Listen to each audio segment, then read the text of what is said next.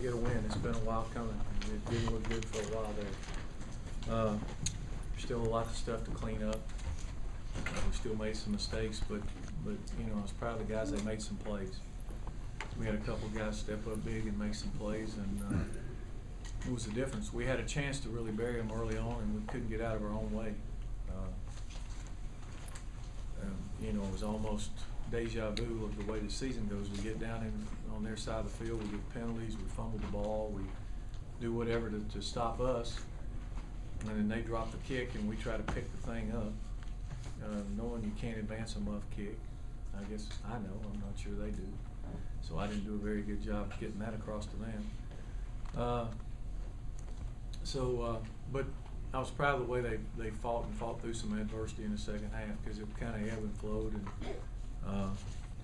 you know, we had some momentum, and then they hit a big touchdown pass, and then we got some momentum back with the play to Stephen. It was great to see him make a play there on the ball and finish the thing off. So with everything said and done, you know, we won the game. Like I tell them, 30's more than 20. Got a lot of stuff to work on before next Saturday. So told those guys enjoy tonight, and we'll start to get ready to play next Saturday. Okay. On the touchdown pass to Stephen Hill, how nice was it to have that on your side? Because it seems like this year you guys usually fight for a touchdown and they score really fast, but this time it was the other way around. Well, it was a nice play. They were playing most of the time when we got in trips on third down. They've been playing cover two, and actually they were pressing the guy. And, we drew it up on the bench for him. It was either an A-back or him down, and they actually played man-to-man and pressed him. And you know, Tevin did a good job throwing the ball inbounds where he could have a chance to make a play. And he's a big, tall receiver. You know, that's the things that we'd hope we'd have this year, and he made the play for us.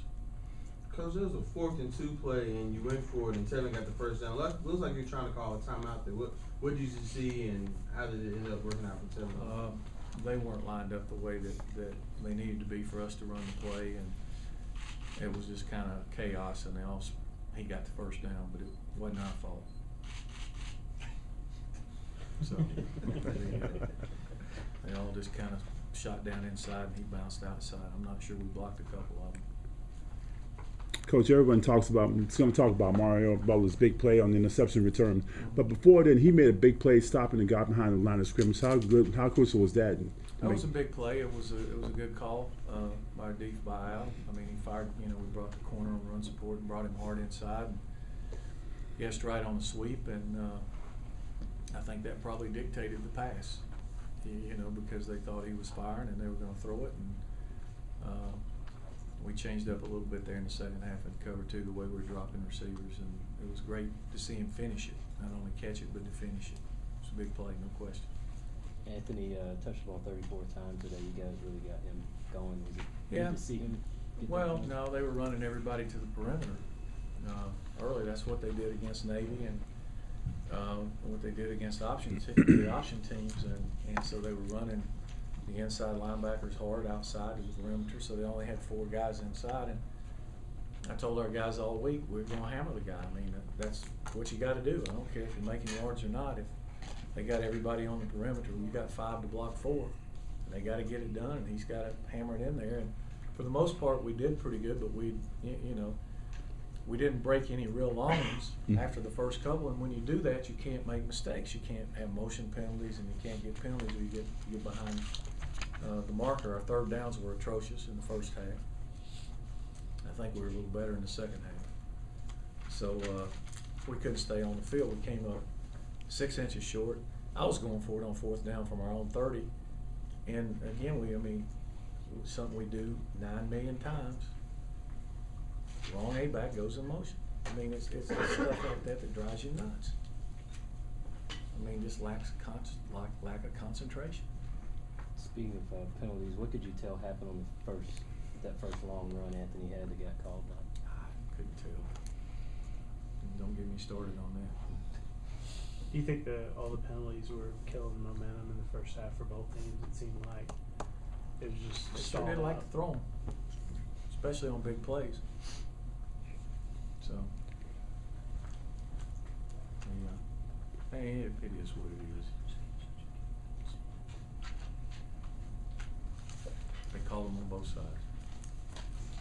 What was that little defensive line dance thing that they were doing in the first half? That y'all were doing a lot in the first half. Got no idea. What they were supposed to be doing was trying to, I think what they were doing was trying to confuse the guys as to where they were going to rush. It's kind of like the chaos thing on the nickel team where they don't know where you're coming from and moving around and try to, when they're trying to call their pass protection. Most teams slide protect. I'm not sure it makes a whole lot of difference. Coach, as you transition into this coming week, how much talk the players do in the off season and during the season about getting revenge on Georgia this year? There hasn't been any talk. We haven't. They haven't been mentioned all year until now. It's time to play them, and now we'll talk about Georgia. But none at all. Are you gonna play up the spoiler? You got a chance to keep them from going to bowl game this week. I'm gonna play up. Let's get ready to go play and try to get better. Card. That's what we need to do. We've got a lot to work on ourselves, and we're trying to play for a winning season. Speaking of bowls, you became bowl eligible today. Talk about that, and it's not season you wanted, but you're still going to be pretty much eligible for a bowl. Well, I think that's one of the goals you start every season with, and it helps the program because it gives you an extra 10 or 12 practices. It's always a positive. I think that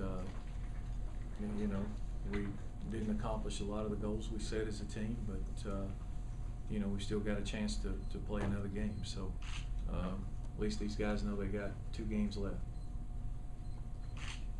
Vernon and Varner seem like two of the better tandem that we faced this year as far as receivers.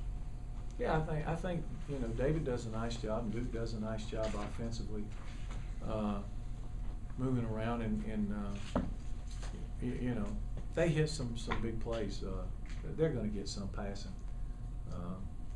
and we had a couple of coverage mistakes when they got some big chunks, and then other times they just got open. Those guys are good receivers. It's like I say every week, the other schools have 85 guys on scholarship too. You guys Paul, do you ever second guess yourself at halftime when you go for it on 4th and 6 and come up that short and they go down and kick a field goal at the end? Sometimes, but that's the game.